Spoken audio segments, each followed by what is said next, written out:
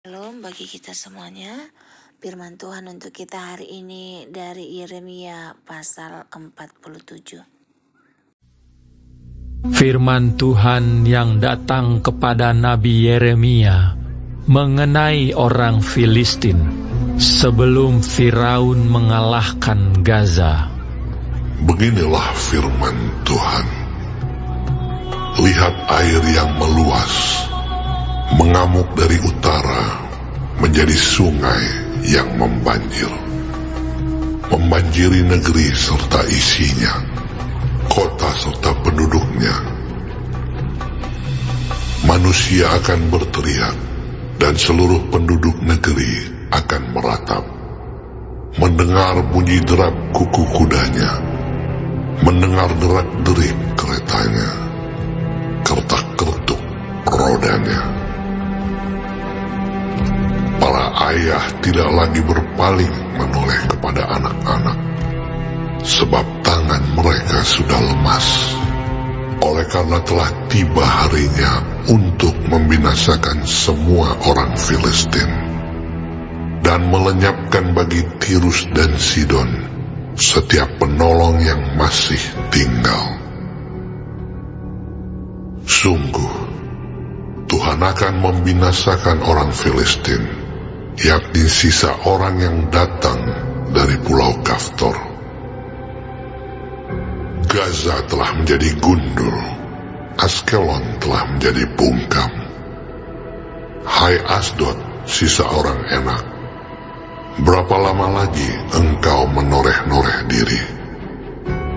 Ah, pedang Tuhan, berapa lama lagi baru engkau berhenti? Masuklah kembali ke dalam sarungmu, jadilah tenang dan beristirahatlah. Tetapi bagaimana ia dapat berhenti? Bukankah Tuhan memerintahkannya? Ke Askelon dan ke tepi pantai laut, kesanalah ia menyuruhnya. Shalom bagi kita semuanya. Firman Tuhan yang sudah kita dengarkan dari Yeremia 47 ayat 1-7.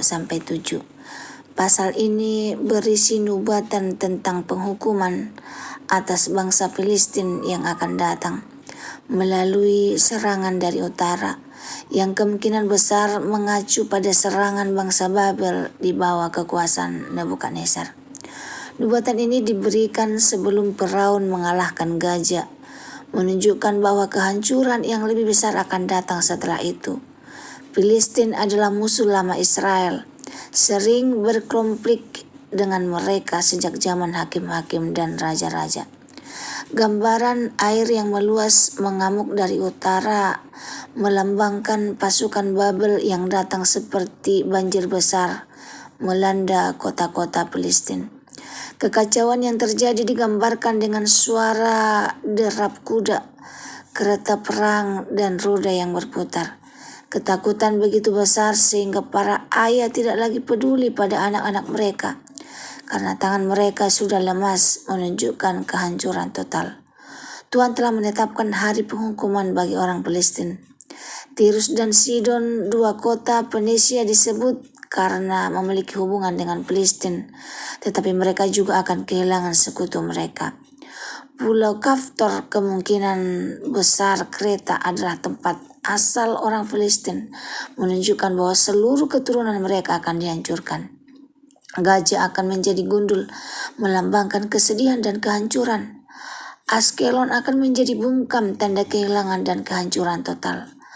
Asdod, kota lain di Filistin, akan meratap dengan menoreh-noreh diri sebagai tanda bergabung. Yeremia seolah-olah berbicara kepada pedang Tuhan atau hukum Tuhan melalui Babel dan memintanya untuk berhenti. Namun pedang itu tidak bisa berhenti karena Tuhan sendiri yang memerintahkannya untuk menyerang Askelon dan wilayah pesisir. Renungan yang boleh kita dapatkan dari Yeremia 47 adalah Tuhan adalah hakim yang adil. Bangsa Filistin seringkali menjadi musuh Israel dan mereka juga harus menghadapi konsekuensi atas dosa-dosa mereka. Tuhan tidak membiarkan kejahatan terus berulang tanpa hukuman.